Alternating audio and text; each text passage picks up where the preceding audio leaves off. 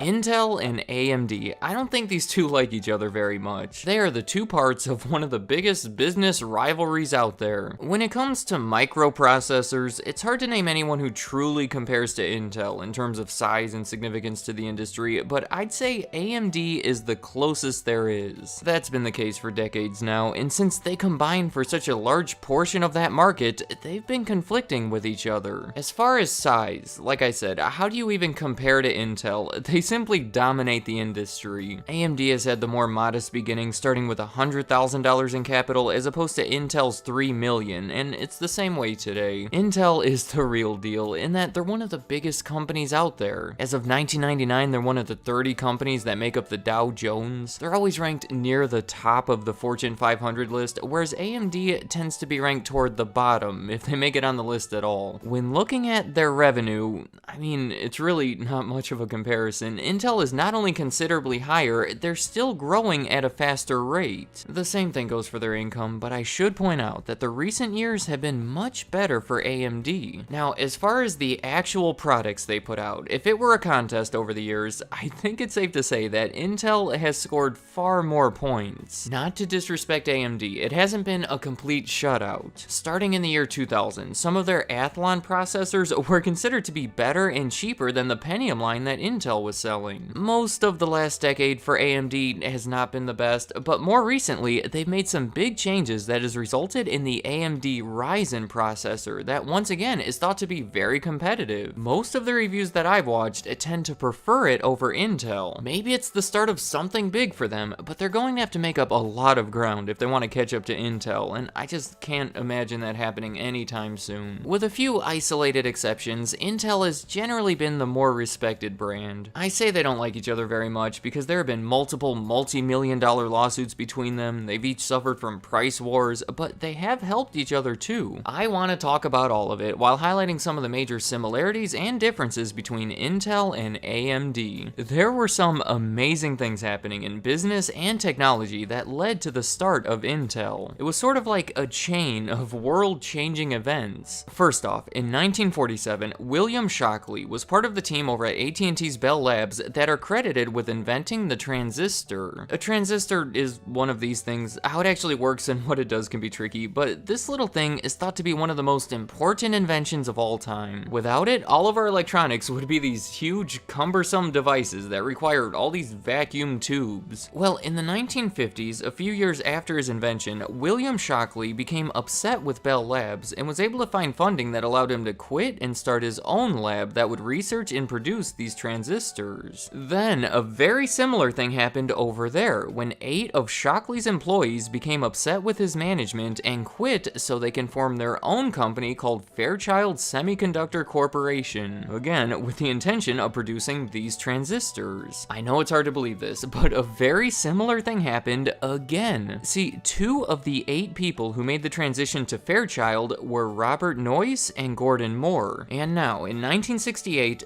both of them were leaving Fairchild to start their own company, initially called NM Electronics, but ultimately switched to the name Intel. Do you see how this all connects, from Bell Labs to Shockley's lab to Fairchild to Intel? Looking back at Robert Noyce and Gordon Moore, I would say being the founders of Intel is impressive enough, but each of them may be most remembered for completely separate reasons. For Robert Noyce, he had a big part in the invention of the integrated circuit. When you look at circuit boards, you'll pretty much always find these black boxes in them. That's an integrated circuit. In my very basic understanding of it, it's essentially a bunch of transistors placed on some silicon. It compacts everything into that tiny little box that can do way more than it looks like it could. Technically, this guy Jack Kilby over at Texas Instruments is thought to be the true inventor of it, but not long after, Robert Noyce was the one who made it all work on a single chip of silicon, essentially inventing the monolithic integrated circuit chip, also known as the microchip. As far as Gordon Gordon Moore, we best know him from Moore's Law. In 1965, he said that the number of those transistors on a microchip would double just about every 2 years, while the cost of the computer would be cut in half, saying that computers will continue getting exponentially better while becoming cheaper, which has happened. His prediction has held mostly true, because the industry has generally used it as their guide. Alright, so these are two incredibly important people to the industry that started Intel in 1968. The name Intel, by the way, stems from the words integrated and electronics, I think showing how important these integrated circuits have been for them since the very beginning. I feel safe in saying that we all associate Intel with their microprocessors, which are integrated circuits that do all our processing in our computers. But the original focus of the company was actually on memory. Instead of microprocessors, they would use these circuits to create memory chips, you know, like RAM for the computer. The standard at the time were these magnetic core memories, and they wanted to produce a more powerful alternative. That was most of their business for well over a decade. They actually got involved with the microprocessors sort of by accident. It turns out Intel was commissioned by this company Busicom to make a chip for their calculator. They assigned one of their engineers, Ted Hoff, to the task, where in the process, he invented the microprocessor. In 1971, they introduced it to the market as the Intel 4004. It contained 2300 transistors, which, thanks to Moore's Law, is absolutely nothing using today's standards. But though they may not have known it at the time, this involvement soon became really important for them. They continued making these microprocessors and introducing new ones, but this was still an insignificant part of their business compared to the memory. That all changed in the 1980s. To start the decade, it seemed like everything was going wrong for them. The memory chip market had become extremely competitive. Various producers from Japan were emerging and taking a significant part of their market share. Meanwhile, there was an economic recession happening, the combination of which did not reflect well on their financial statements. They were falling, but these microprocessors that they had never thought much about before turned out to be the thing to save them. In 1981, the biggest name in computers introduced their first personal computer. It was the IBM PC. It was a smash hit, and for that computer, they had chosen to run it on Intel's microprocessor. It was a good thing that they did too, because the success of all of it motivated Intel to completely change direction. They had found themselves in a position where they were struggling financially, but they recognized that they somehow needed to retool their business, and they used a few unconventional methods to make that happen. Despite being short on money, they decided that it was absolutely necessary at the time to hire more people and increase their spending on research and development. That way they could improve upon their microprocessors and design more of them, since it was becoming the core of their business. The core of their business.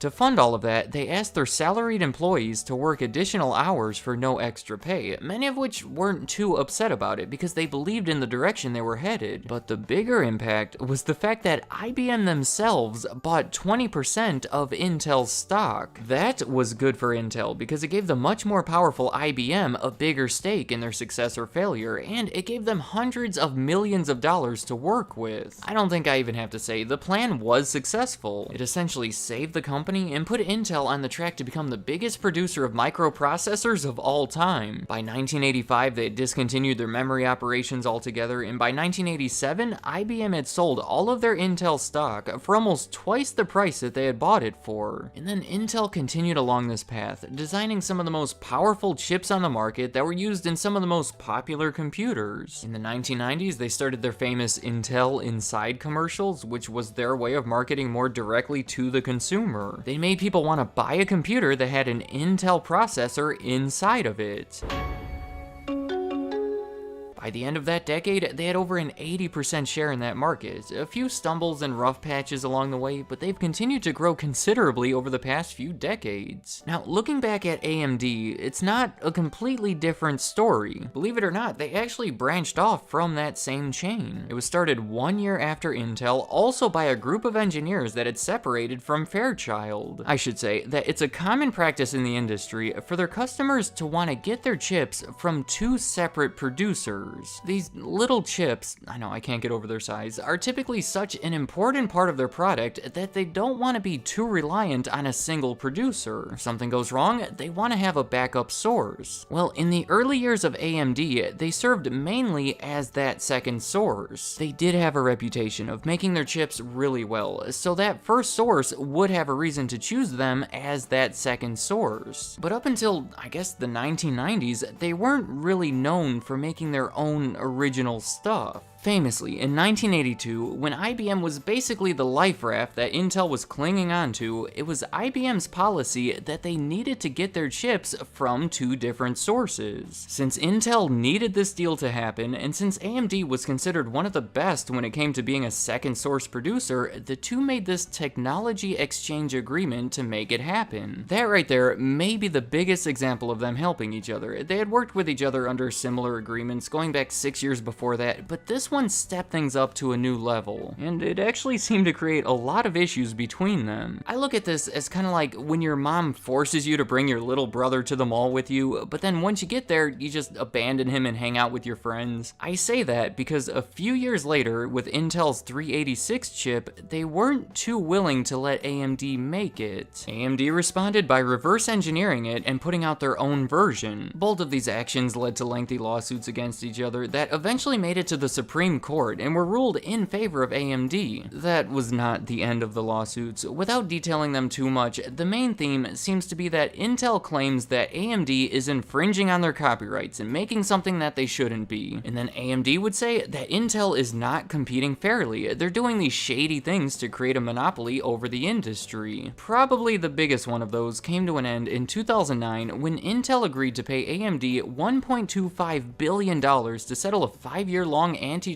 lawsuit. In that same year, they were actually fined almost $1.5 billion by the EU regarding another antitrust issue. They were giving rebates to some of the larger computer makers, including Dell and HP, with the promise that those companies would buy almost all of their processors from Intel. The EU said that was unfair to the competition, gave them this fine, and I believe that they're still fighting it. That's the whole thing though. Intel is constantly being accused of trying to form a monopoly within their industry, and I do have to admit, under these circumstances, it is very hard for AMD or anyone else to compete with them. That's my overview of these two. I realize I dedicated more time to Intel, and that's only because I believe that's where the bigger story is. They have been more influential to the industry. Not to say AMD hasn't affected it, just in a much smaller way. Let me know in the comments, do you agree with that statement? Who would you say has made the bigger impact in the world of computers and microprocessors? And I'm curious, for your processing needs, do you prefer AMD or Intel? And is that answer different today than it's been in the past? Despite being so much smaller and limited, AMD has been making up ground toward Intel and have been doing much better over the last couple of years. What would you say are the biggest differences and similarities between them? And do you envision a world where AMD could ever catch up to Intel? And what would they have to do to make that happen? I'd like to hear what you have to say.